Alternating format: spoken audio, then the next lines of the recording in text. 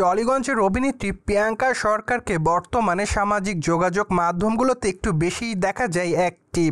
সেখানে প্রিয়াঙ্কা সরকার তার এভরিডের আপডেটগুলি তার ভক্ত অনুরাগীদের মধ্যে আপলোড করে থাকেন। তাই তো বলাই বাহুল্য যে মাঝে মাঝে বোল্ড অবতারে ধরা দেওয়ার জন্য খবরের লাইমলাইটে থাকেন তিনি। যাই হোক, বর্তমানে টলিগঞ্জের এই সুন্দরীতম তারকাকে বেশ কয়েকটা ছবি নতুন করে দেখা যাচ্ছে আপলোড করতে। তাছাড়া তার প্রকাশ করা ছবিতে তাকে অবশ্যই স্টাইলিশভাবে দেখা যাচ্ছে শাড়ি পরা অবস্থায়। পাশাপাশি খোলামেলা চুলের ডিপ মেকআপে তাকে দেখতে বেশ গর্জিয়াস দেখাচ্ছে। তাই তো বলাই বাহুল্য যে বর্তমানে প্রিয়াঙ্কা সরকারের রূপের প্রতি নতুন করে দিশেহারা তার দর্শক। ঠিক এজন্যই তার প্রকাশ করা ছবির কমেন্ট বক্সে অনেকে তাকে লাভ ইমোজি ব্যবহার করেছে। পাশাপাশি অনেকে আবার তাকে গর্জিয়াস বলেও দাবি করেছে, আবার অনেকে তাকে প্রিটি গার্ল লিখেছে, সেই সাথে অনেকে আবার মাই লাভ বলেও আখ্যায়িত করেছে। তাছাড়া অনেকে আবার তাকে ফাটাফাটিও লিখেছে।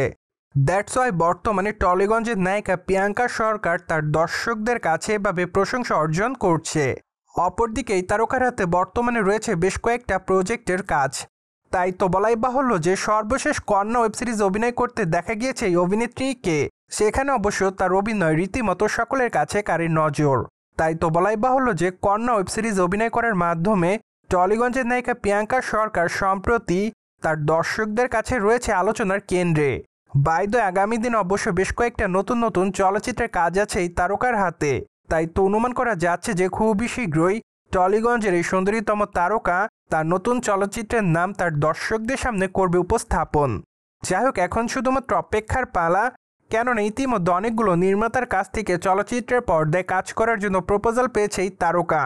তাই তো অনুমান করা যাচ্ছে যে যখন সবকিছু চূড়ান্ত হবে তখন অবশ্য প্রিয়াঙ্কা সরকার তার নতুন চলচ্চিত্রের নাম তার দর্শকদের সামনে উপস্থাপন করবে।